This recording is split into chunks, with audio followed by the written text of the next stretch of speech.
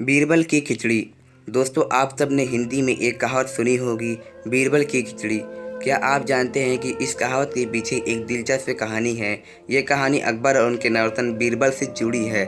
इस कहानी के आधार पर प्रसिद्ध कहावत बीरबल की खिचड़ी पकाना का उपयोग शुरू होता आया है। कहानी इस प्रकार है। एक दिन बादशाह अकबर ने घोषणा की कि जो आदमी सर्दी के इस मौसम में नदी के ठंडे पानी में रात भर खड़ा रहेगा, उसे शाही खजाने से पुरस्कारित किया जाएगा। इस घोषणा को सुनकर एक गरीब धोबी सारी रात नदी में खड़े खड़े बिता दी और अगले दिन बादशाह के दरबार में आकर इनाम मांगने लगा।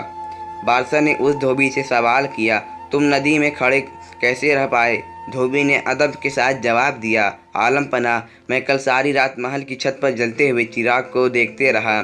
उसी की शक्ति से मैं सारी रात नदी में खड़ा रह सका।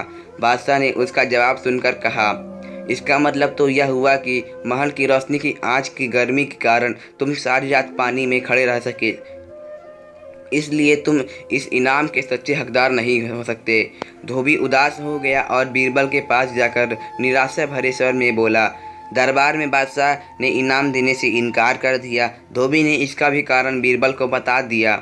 बीरबल ने गरीब धोबी को सांत्वना देकर घर भेज दिया।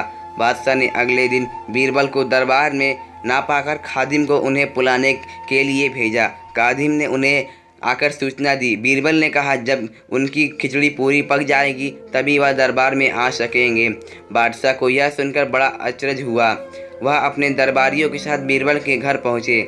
वहां उन्होंने देखा कि दो लंबे बांसों के ऊपर एक हांडिया में चावल रखकर उसे लटकाया गया है और नीचे जमीन पर आग जल रही है।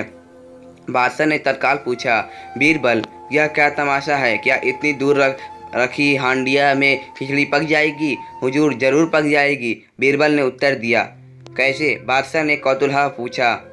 जापना, बिल्कुल वैसे ही जैसे महल के ऊपर जल रहे दिए की गर्मी से धोबी सारी रात नदी के पानी में खड़ा रह पाया, बीरबल ने कहा।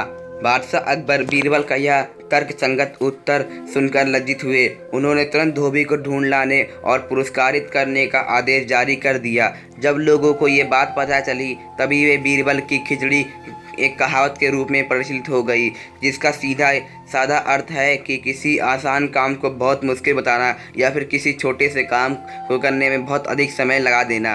दोस्तों, अगर आप सभी को ऐसी और कहानी चाहिए होगी जिससे आप कुछ सीख सके, आपका एंटरटेनमेंट हो और आप कुछ इससे मोटिवेट हो सके ताकि आप अपने जीवन में कुछ कर पाएँ और आपको इस कहानी से कुछ प्रेरणा मिली होगी, तो आप सभी फटाफट से हमारे चैनल को सब्सक्राइब कर लीजिए और वीडियो को लाइक कर लीजिए ताकि आपके पास ऐसी ही और बहुत सारी कहानियाँ मिलती रहे। अब हम आपको मिलते हैं नेक्स्ट वीडियो में, तब तक के लिए टाटा बाय बाय।